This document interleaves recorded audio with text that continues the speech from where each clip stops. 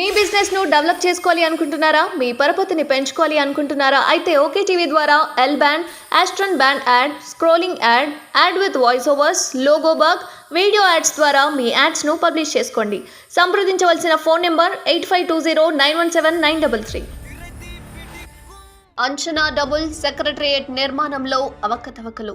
617 కోట్ల అంచనాతో పనులు ప్రారంభం, కానీ 1150 కోట్లు దాటిన వ్యయం.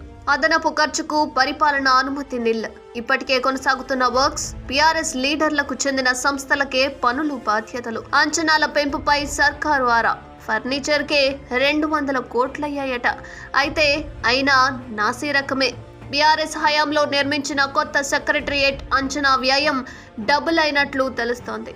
నిర్మాణం కోసం ముందుగా 617 కోట్లు ఖర్చు చేసేందుకు అనుమతి లభించగా దాని వ్యయం ప్రస్తుతం 1150 కోట్లు దాటినట్లు సమాచారం. రూల్స్ కు విరుద్ధంగానే అంచనా వ్యయం పెంచినట్లు ప్రచారం జరుగుతోంది. పరిపాలన అనుమతులు లేకుండానే పర్మిషన్ కు మించి ఖర్చు చేయడం వివాదంగా మారింది. Electric, gardening, furniture, central AC, internet వ్యయాన్ని పెంచినట్లు కూడా టాక్ ఉంది. ఇందులో అనేక అవకతవకలు జరిగినట్లు అనుమానాలు వ్యక్తమవుతున్నాయి. 9, 10, 11 అంతస్తుల్లో ఇప్పటికీ పనులు కొనసాగుతూనే ఉండడం గమనార్హం. నిర్మాణ పనులు చేసిన కాంట్రాక్ట్ సంస్థకు గత ప్రభుత్వం మొత్తం బిల్లులను చెల్లించలేదు. ముందుగా అనుమతి ఇచ్చిన 617 కోట్లను మాత్రమే చెల్లించింది. మిగతా 533 కోట్ల వ్యయానికి పరిపాలన అనుమతులు లేకపోవడంతో అధికారులు బిల్లులు ఇవ్వలేదు. తిరిగి తామే అధికారంలోకి వస్తామనే భరోసాను కాంట్రాక్ట్ సంస్థకు బీఆర్ఎస్ నేతలు కల్పించి మిగతా పనులను సైతం పూర్తి చేయించారని అధికార వర్గాల్లో టాక్. నెట్వర్కింగ్ కోసం సుమారు 120 కోట్లు ఖర్చు చేసినట్లు తెలుస్తోంది. ఈ పనులను కాంట్రాక్ట్ సంస్థకు అప్పగించినా అది పేరుకేనని బీఆర్ఎస్ లీడర్లకు చెందిన సంస్థలే వాటిని చేపట్టినట్లు సమాచారం. నెట్వర్కింగ్ కోసం వాడిన పరికరాలు నాసీ రకంగా ఉన్నట్లు ఫిర్యాదులు వస్తున్నాయి. వీటిని రివైజ్డ్ అంచనాల్లో కూడా పెట్టకుండానే పనులు పూర్తి చేసినట్లు అధికారులు గుర్తించారని టాక్. ప్రస్తుతం ప్రభుత్వం మారిపోవడంతో ఆ బిల్లుల కోసం సదరు కాంట్రాక్ట్ సంస్థ రేవంత్ రెడ్డిని కలిసేందుకు ప్రయత్నిస్తున్నట్లుగా సమాచారం. 200 కోట్ల ఖర్చుతో సెక్రటరియట్ లో ఫర్నిచర్ ఏర్పాటు చేసినట్లు తెలుస్తోంది. అది కూడా నాసీ రకంగా ఉన్నట్లు ఉద్యోగులు అభిప్రాయపడుతున్నారు. ఫైల్స్ భద్రపరిచే బీరువాల్లోనూ నాణ్యత లేదనే ఫిర్యాదులు ఉన్నాయి.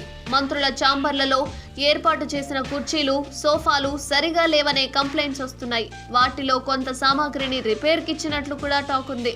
కాంట్రాక్ట్ సంస్థ నేరుగా ఫర్నిచర్ కొనుగోలు చేసేందుకు ప్రయత్నించగా అప్పటి నేతలు అడ్డుపడి నాటి ప్రభుత్వానికి సన్నిహితంగా ఉన్న లీడర్లే వాటిని సరఫరా చేశారనే ప్రచారం ఉంది.